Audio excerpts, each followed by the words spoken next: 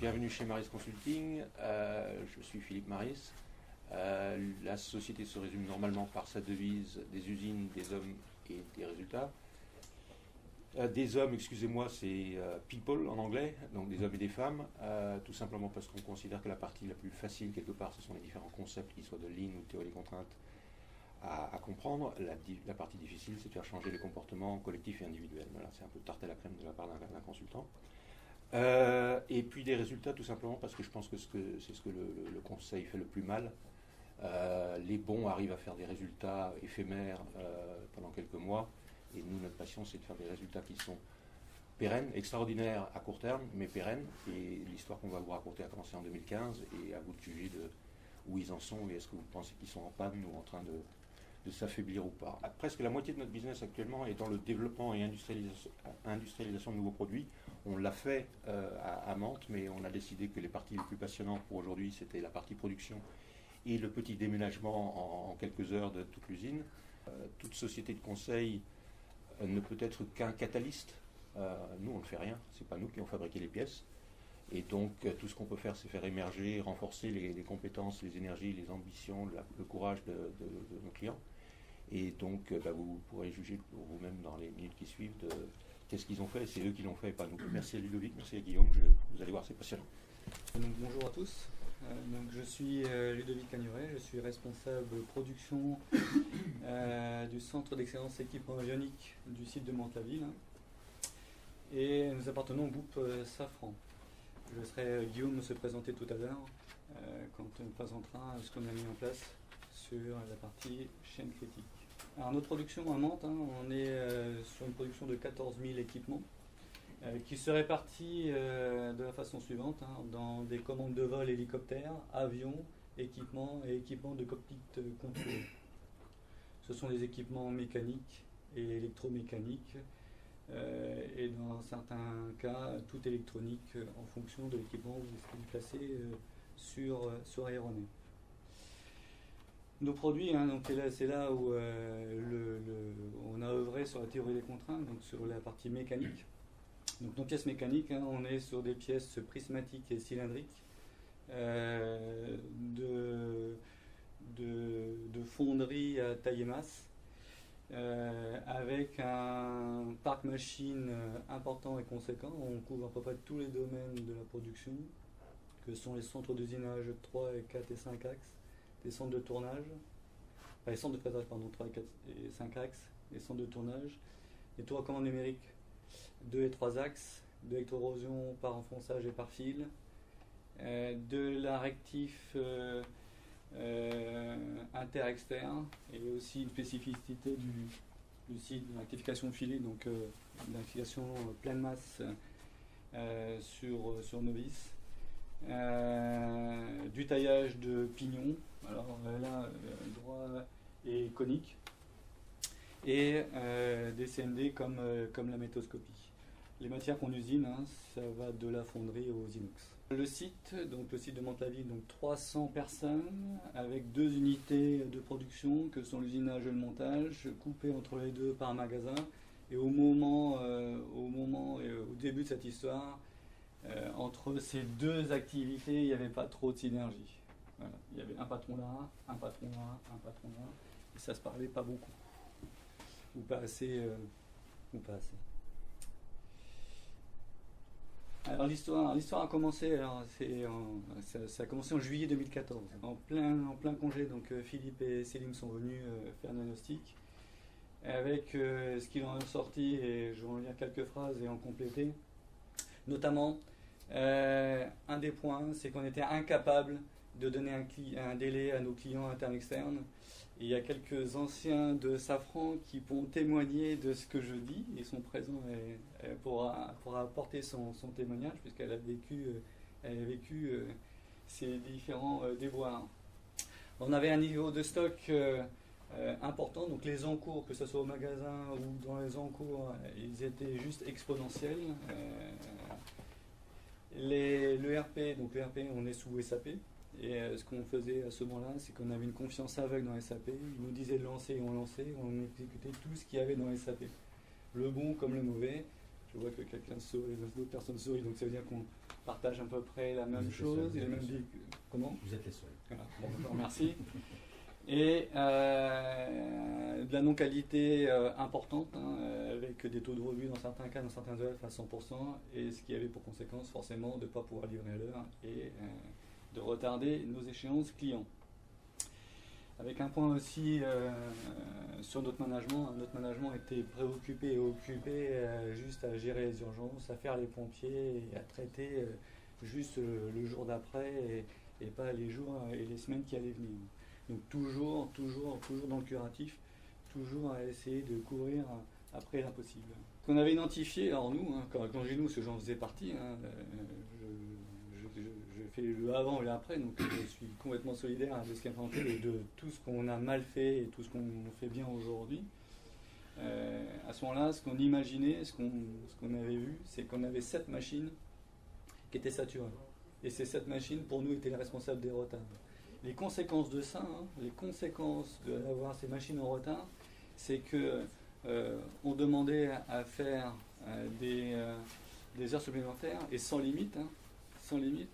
Donc, on était du lundi au vendredi et on a même créé une équipe de week-end, donc le samedi, dimanche. Et en plus de ça, on faisait quand même des heures supplémentaires avec là aussi de l'appel à de l'intérim et des intérimaires.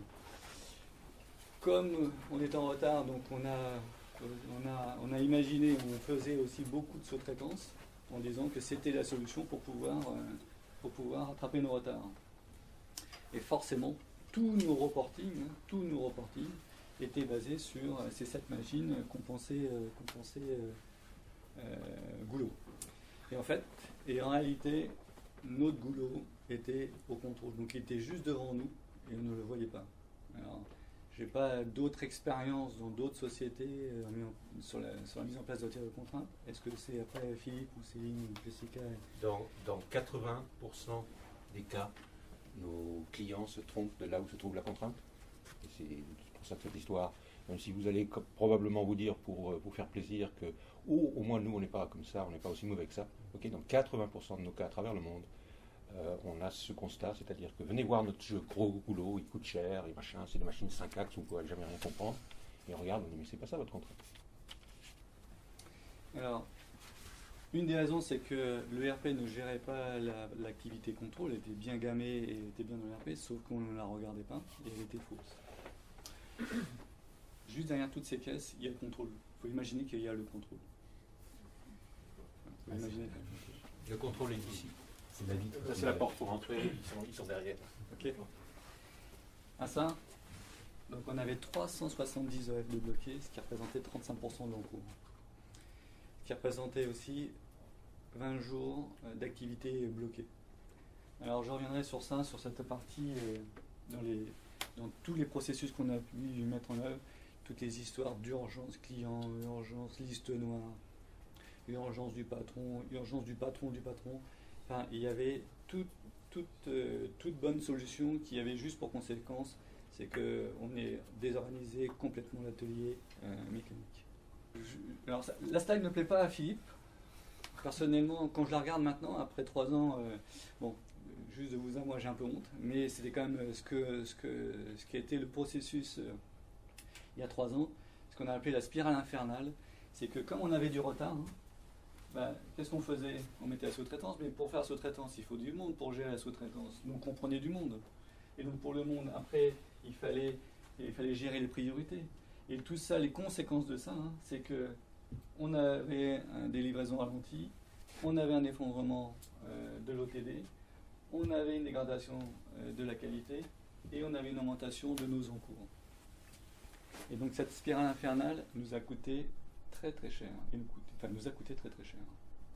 Pour mettre en termes de date, donc en septembre 2014, donc Philippe et Céline ont fait la restitution de l'audit avec les différents managers du site. Alors c'est un peu une douche froide, ça fait, il y a des choses qui sont dites qui ne font pas plaisir à entendre mais qui sont une réalité. Et comme toute fin de session, c'est partagé souvent 2 axes en disant quels sont les bénéfices, quelles sont les préoccupations. un des bénéfices qui a été... donc ça, c'est des listes, c'est des propos cités par les managers. Un des points, c'est que effectivement, on a mis le point sur le goulot. Il y avait aussi une autocritique sur nos pratiques en disant, ben voilà, ça fait des années qu'on fait ça, on est toujours en train de... On voit que ça avance pas. On voit que ça avance pas. Et donc ils se sont dit, ben, faut peut-être qu'on se repose des questions sur nos pratiques. Et dans les préoccupations, c'est que, donc Philippe l'a dit tout à l'heure en introduction, on a eu, alors je ne vais pas vous les citer, c'est pas l'objet, mais on a eu X consultants, X sociétés de prestations en nous disant que ce qu'ils allaient mettre en place allait fonctionner. Ouais, ça a fonctionné 1 mois, 2 mois, peut-être 6 mois. Le résultat, après des années, on était toujours dans le retard. Toujours dans le retard.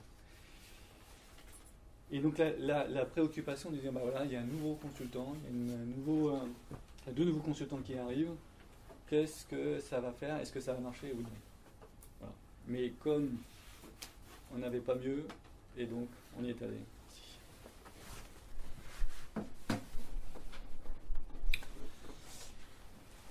La suite. Ce que je vais présenter maintenant, c'est l'évolution de notre encours. De là où on était, donc quand on a commencé en septembre 2014, là où on est à aujourd'hui. Donc ça s'arrête à 2015, mais l'encours est suivi tous les jours. Donc septembre 2014, on a lancé la théorie des contraintes avec des mesures suivantes, des cycles de 9 mois, des revues supérieures à 14% et en nombre de pièces, 50 000 pièces dans l'encours. Les premières choses donc, rappelez-vous de ce que j'ai présenté juste avant, le boulot était le contrôle. Dans nos opérations de contrôle, et quand on mettait en sous-traitance, dans nos procédures, quand on met en sous-traitance, on a un contrôle avant, un contrôle après. Un des premières décisions qu'on a prises, c'est qu'on a arrêté la sous-traitance. On dépensait à peu près, à l'année, on devait être à peu près dans 1 million d'euros, à peu près de sous-traitance. On l'a arrêté du jour au lendemain.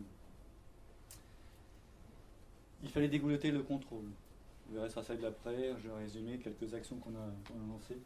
Mais notamment, un des principes, c'est que tout venait au contrôle. Le gars sur machine, il sait autant contrôler qu'un contrôleur. Sinon, il ne sait pas produire ses pièces. Et donc, le principe de ce qu'on a appliqué, c'est que on a mis les personnes sur machine à faire du contrôle et donc à dégouloter. Ça nous a valu d'augmenter la productivité du contrôle de 30% en l'espace de quelques semaines. Quand je dis quelques semaines, c'est aux alentours de 3 semaines, 3 à 4 semaines. Et au fur et à mesure, vous voyez, hein, donc c'est très court. Hein, donc là, on était, là c'était septembre, donc on doit arriver à octobre-novembre. Déjà, on avait déjà perdu quelque chose comme 10 000 pièces. Enfin, perdu. Quand je dis perdu, c'est des pièces qui sont sorties de l'encours, qui sont rentrées dans les magasins. Dans les quelques semaines qui ont suivi le lancement, un principe qui est aujourd'hui facile à dire, le jour où ça se produit, c'est un peu difficile, le 2 pour 1. Quand vous avez un Anglais qui vient vous dire en disant vous ne suivez plus SAP, vous devez reprendre, l'homme doit reprendre la main sur la machine, et qu'il ne faut plus écouter SAP, il faut écouter votre bon sens, il faut écouter ce que vous avez dans le cours et votre besoin. Et là, il vous dit, vous devez appliquer le 1 pour 2. Alors tout ça validé par notre directeur, hein, qui lui, qui est Stéphane Vitrac, donc, qui est le directeur du Centre d'Excellence Équipement Avionique, qui avait mené un projet similaire et parallèle quand il était au Mexique. Et donc si vous n'avez pas donc un consultant qui va vous donner les principes, mais si vous n'avez pas un directeur, donc votre hiérarchie qui vous dit faites-le, si vous n'avez pas cet appui-là, c'est pas la peine. Et donc, ça thérapie, hein. Donc là, ça veut dire, et c'est en même temps, là, on a transformé le métier de gestionnaire. Le gestionnaire avant, c'était juste des lanceurs. Alors après, on pourra revenir après sur entre nos différentes sociétés et activités. Donc nous, on a des gestionnaires de production, ils étaient juste des lanceurs, c'est-à-dire SAP disait lancer, vous lancez. Et donc là, l'idée, c'était de dire, on crée le métier, un vrai métier gestionnaire de production, et c'est lui qui a la main sur ce qui doit être ou pas lancé dans l'atelier et comment ça doit s'articuler. Donc on a lancé le 1 pour 2. Ce qu'on a fait aussi, c'est qu'on a éliminé peut-être tout. expliquer qu'est-ce que c'est le 1 pour 2. Ah, c'est-à-dire 1 pour 2, pardon. Le 1 pour 2, c'est-à-dire qu'il y a 2 OF qui rentrent au magasin, on en lance un. Vous n'essayez pas de lancer les deux. Et on n'a pas lancé les deux. C'est-à-dire c'est 1 pour 2. J'en rends 2, j'en lance qu'un. C'est tout bête. Hein. Si vous pensez que vous avez des cycles trop longs, vous avez donc des encours trop longs, trop gros. Si vous voulez réduire vos encours, il faut qu'il y ait plus qui sortent que ce qui rentre. Ok. Et donc la règle 2 pour 1, c'est que vous n'avez pas le droit de lancer un truc avant qu'il y en ait 2 qui sont partis. Alors que SAP disait lancez, hein, vous êtes en retard, vous êtes déjà en retard de lancement. Et même aujourd'hui, c'est toujours un risque. Et régulièrement, si ce n'est pas une fois par jour, je dois vérifier et m'assurer qu'on n'est pas en train de lancer des choses dont je n'ai pas besoin. À quoi ça sert de lancer des pièces si la machine est saturée? À quoi ça sert? Vous allez juste dire obéir à un système, mais la pièce, elle va rester coincée. Rien n'avancera. Ça mettra que la pagaille. C'est tout ce que ça aura pour conséquence. Pour revenir sur l'exemple, quand on prend l'avion, on arrive, notre attente est plutôt en salle d'attente que notre voiture. Pareil dans nos procédures, on avait sur des gammes de fabrication, on a à peu près une dizaine d'opérations. Tel que c'était paramétré dans SAP, en délai d'interopération, donc un délai entre chaque machine, on avait mis 5 jours. Ça veut dire que sur une gamme qui a 10 jours, il y avait 50 jours où SAP nous demandait de lancer. Un des principes qu'on a appliqué, c'est que de lancer au plus tard pour arriver au plus tôt. Comme au fur et à mesure des semaines, on libérait et on mettait les pièces au magasin, donc toutes les pièces mécaniques, donc ça c'est l'encore mécanique, a vocation d'alimenter le montage de nos équipements. Au fur et à mesure des semaines, on était en train de libérer des pièces et donc les mettre en magasin pour pouvoir monter nos équipements. Ce qu'on a pu faire, c'est qu'on a pu libérer les ressources de la mécanique, des mécaniciens pour faire du montage. Juste avant, on entend dire qu'on a du retard. Et dans le même temps, on a libéré des personnes pour éviter de générer un goulot au montage, c'est-à-dire de pouvoir libérer et de pouvoir livrer nos clients. Donc ici, 40 intérimaires en plus, des heures sup, des week-ends, etc. Un mois plus tard, il n'y a plus d'intérimaires, on arrête les week-ends et on leur dit d'ailleurs, vous n'avez toujours rien à faire, vous allez aider le montage. Au fur et à mesure qu'on a continué, on a regardé les chantiers, des chantiers 6 Sigma qu'il fallait engager, et notamment sur la réduction des cycles. Alors là aussi, dans nos productions, sur les pièces mécaniques, on a quasiment toutes nos pièces qui partent au moins une fois à l'extérieur pour faire des traitements. Les autres points. L'opérateur sur sa machine, avant qu'il parle à son directeur, il avait 6 niveaux hiérarchiques. Aujourd'hui, il n'y en a plus que 3. Donc ce qu'on a appliqué aussi bien en atelier, on l'a aussi appliqué dans notre organisation, de simplifier au maximum les choses. De 5 jours de délai d'interopération, on est passé à 3, de 3 on est passé à 2. Là aussi, pour accélérer le flux, vu qu'on avait des OF importants, 140 pièces, alors que le besoin n'était que de 30 pièces à la semaine, donc on a divisé nos tailles de lot par 2 et par 3. À ça, on a lancé en parallèle les chantiers SMED, puisque si on change plus souvent de production, il faut que ça soit lié à des changements rapides et des réglages rapides. Et il est en retard, mais c'est probablement plutôt ma faute. Donc le SMED, tant pis, personne n'a décidé de le faire, ça date des années 50, 1950. C'est écrit très bien dans les bouquins, etc. Personne ne le fait en France, c'est dommage. Donc, et nous on en fait plein. Donc il fallait réduire les temps de changement de série. On a choisi une machine pilote. Ils nous ont dit, voilà, la gamme SAP dit que ça prend 1h30. On installe les caméras, on commence le changement de série. Ça a pris 7h30. En continuant, à un moment donné, à ce moment-là, on a arrêté le 1 pour 2. On a fait du 1 pour 1. Un OF rentré, un OF lancé. On s'est aperçu qu'en faisant ça, il ne se passait plus rien. Plus d'évolution, plus d'amélioration, plus rien. Et donc en juin 2015, on a relancé le 1 pour 2. Et donc de nouveau la courbe s'est infléchie. Jusqu'à dans les derniers sujets, que va présenter Guillaume dans quelques minutes, on était organisé par typologie de métier, ce que je précisais tout à l'heure dans la présentation de notre activité. On a passé, donc on est rentré en juillet 2015 de congé, on s'est dit, ouais, aujourd'hui c'est pas comme ça qu'il faut travailler, il faut changer, il faut travailler en ligne. Et donc on a mené un projet d'implantation que je présenterai tout à l'heure. En termes de résultats, et j'en reviendrai tout à l'heure, vous voyez au fur et à mesure que la courbe descend en termes d'encours, les cycles se sont réduits. Aujourd'hui, on est à 2,8 mois. On était à 50 000 pièces. Aujourd'hui, on est à 15 000 pièces en encours. Donc là, ça résume. Je vais pouvoir passer assez rapidement. J'en ai parlé donc, de ce qu'on a mis en place pour dégouloter le contrôle. Donc, c'est la situation d'avant et la situation d'aujourd'hui. Pour vous dire aujourd'hui, et c'est là, on peut actualiser la photo. La photo, il n'y a plus d'étagère en fait, pour faire simple.